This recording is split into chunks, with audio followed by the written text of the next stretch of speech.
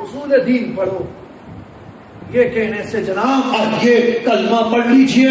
میں نے کہا میں کلمہ 10 بار نہیں، روزانہ کلمہ ہی کلمہ پڑھتا رہتا ہوں، مگر میں کلمے کے ساتھ محبت مصطفیٰ چاہتا ہوں، خاتم النبیین کا عقیدہ رکھتا ہوں، میں ناموس رسالت پر پیرا دینے کا عقیدہ رکھتا ہوں، میں صالحین سے محبت کا عقیدہ رکھتا ہوں. تو مجھے ان کی محبت سے سرشار ہو کر کلمہ پڑھا، ایک بار نہیں لاکھ باری پڑھیں گے، مگر جس کلمے کے اندر خاتم النبیین کا عقیدہ نہیں ہوگا، تحفظ ناموس رسالت کا نظریہ نہیں ہوگا، وہ کلمہ کلمہ تو ہوگا مگر اس کے پڑھنے کا کوئی فائدہ نہیں ہوگا. بات یہ ہے، آخری بات نصیحت کی بات یہی تھی کہ اپنے عقائد کو پختہ رکھو.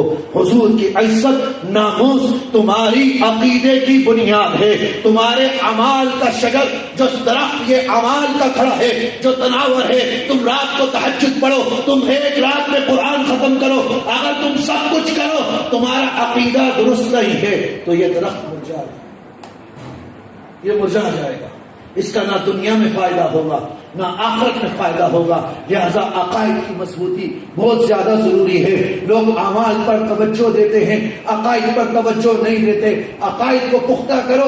لوگ آج کل عمل کے لیے تو آپ کے لیے ذرائع پیدا کرتے ہیں، جناب ہم مسجد بنائیں گے، جناب ہم مدرسہ بنائیں گے، جناب ہم خانقاہ بنائیں گے. میں بھی خانقاہ والا آدمی ہوں، ہمارا بھی پیر خانہ ہے، خانقاہ ہے، درسگاہ ہے، اسکول ہے، مدرسہ ہے، لنگر خانہ ہے، سب کچھ ہے، مگر ایسی ایسی درسگاہیں کوئی کام نہیں دیتی جو مصطفیٰ کی محبت سے خالی ہوں. درسگاہیں کوئی کام دیتی ہیں جو صالحین کی محبت سے سرشار ہوں. میں نے کہا تو بابا فرید کی ہسٹری پڑھ.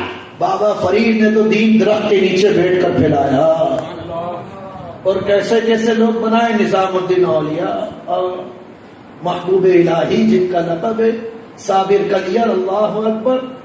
ایسے ایسے بزرگ، کیونکہ وہ شجر عقائد کی مضبوطی پر قائم تھا، اس کا نور پورے عالم میں پھیلا. اور اگر تم بھی اپنے اعمال کی روحانیت چاہتے ہو، عمل قلیل ہو، عقیدہ درست ہو، تو روحانیت تامہ ملتی ہے. عقیدہ خراب ہو، عمل کثیر ہو، رب منہ پر مار دیتا ہے. آخری دلیل میں نے کہا تو عزازیل کو پڑھ.